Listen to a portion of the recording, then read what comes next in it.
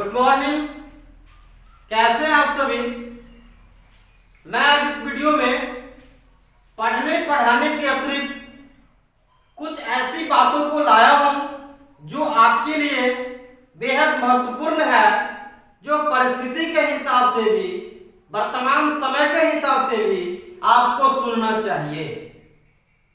समय के साथ दिन प्रतिदिन जो कोविड-19 का कहर बरपा रहा है, बढ़ता जा रहा है, इस बीच सारे स्कूल कॉलेजेस बंद हैं, तो हमारी आपसे मुलाकात करने का, आपके उत्साह को बढ़ाने का एक ही रास्ता है, वो वीडियो ऑनलाइन। आइए चलते हैं। आज का जो महत्वपूर्ण बिंदु होगा वो होगा अभ्यास, प्रैक्टिस। डियर स्टूडेंट्स, वतन की खाक जरा मुझे एरिया रगड़ने दे, मुझे यकीन है पानी यहीं से निकलेगी। आज आप लोगों को इस प्रैक्टिस के बारे में समझना चाहिए कि बहुत पुरानी बात है।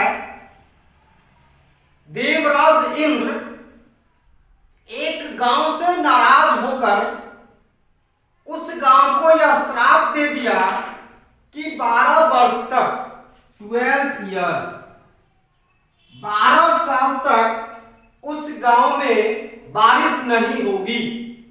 क्लियर। गांव में त्राहिमाम मच गया। आप कल्पना करो, आप इमेजिन करो कि अगर आपके चापाकल का वाटर लेवल नीचे चला जाता है तो आप कितना परेशान होते हो। 12 वर्षों तक बारिश नहीं होने की सूचना मिलने के बाद गांव के लोगों में बेचैनी हो गई, गांव में हाहाकार मचने लगा। वो गांव के सारे लोग इंद्र को मनाने गए, इंद्र के पास। इंद्र ने उन लोगों को सांत्वना देने के लिए कहा कि यदि महादेव अपना डमरू बजा दें तो बारिश हो जाएगी 12 वर्ष से पहले। क्लियर। इंद्र के सांत्वना देने के बाद लोग महादेव के पास पहुंचे, शंकर के पास पहुंचे, त्रिकालदर्शी के पास पहुंचे।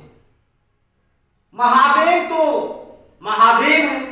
उन्होंने लोगों से कहा, लोगों को नाराज किया और कहा कि नहीं, देवराज इंद्र का दिया गया बात मैं कैसे काट सकता हूं, इसलिए 12 वर्ष के बाद अपने निर्धारित समय पर ही बारिश होगी। सारे लोग, गांव के सारे लोग उदास होकर के, निराश होकर के वापस चले गए। क्लियर। लेकिन उस गांव में एक किसान रहता था। उस गांव के बीच में एक ऐसा किसान था जिसने भगवान शंकर और देवराज इंद्र के मनाने के बाद, नहीं मानने पर भी, ये किसान अपना काम लगन से करता रहा, अपने काम को नहीं छोड़ा। गांव के सारे लोग उस पर हंसे, गांव के सारे लोगों ने उनका मजाक उड़ाया। गांव के सारे लोगों ने उनको कहा कि बिना पानी का पौधे का निर्माण नहीं हो सकता है। लेकिन उस किसान का ध्यान अपने फोकस पर था, क्योंकि किसान का विचार था कि 12 वर्षों तक अगर हमने खेत का कोई काम नहीं किया तो 12 वर्ष के पश्चात हम इन कामों को भूल सकते हैं, हम इन कामों को याद नहीं रख सकते हैं। इसलिए वो लगन के साथ, तन मन के साथ खेतों में काम करता रहा। माता पार्वती गौरी को इन किसानों पर माया आया।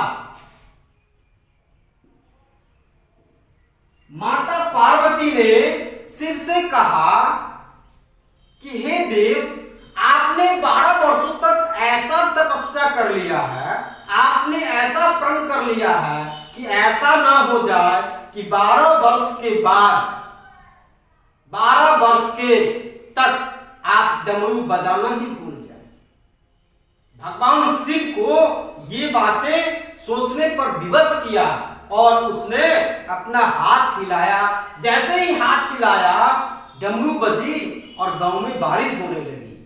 जैसे ही बारिश हुई तो सबसे ज्यादा फायदा इस किसान को हुआ। क्यों? क्योंकि इसने अपने खेत की मिट्टी को रेडी किया हुआ था, तैयार किया हुआ था। डियर स्टूडेंट्स, आज इस वीडियो को बताने का उद्देश्य ये है कि हम सभी को, जो भी पढ़ने पढ़ाने वाले छात्र हैं, स्टूडेंट्स हैं, शिक्षक हैं, उनको अपना अभ्यास नहीं छोड़ना चाहिए, अपना प्रैक्टिस नहीं छोड़ना चाहिए। कोविड-19 के बाद ऐसा ना हो कि जब स्कूल कॉलेजेस खुले तब तक हम पढ़ने पढ़ाने वाले सारे चीजों को भूल जाएं।